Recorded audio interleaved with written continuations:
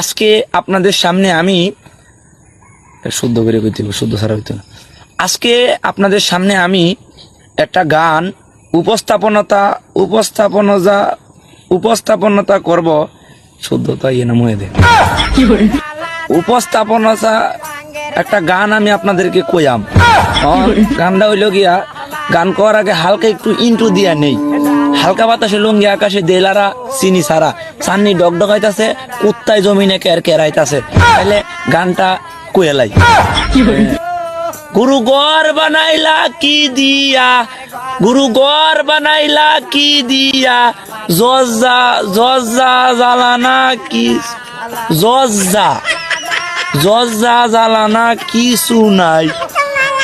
জজ্জা গুরু গর বানাইলা কি দিয়া, জজ্জা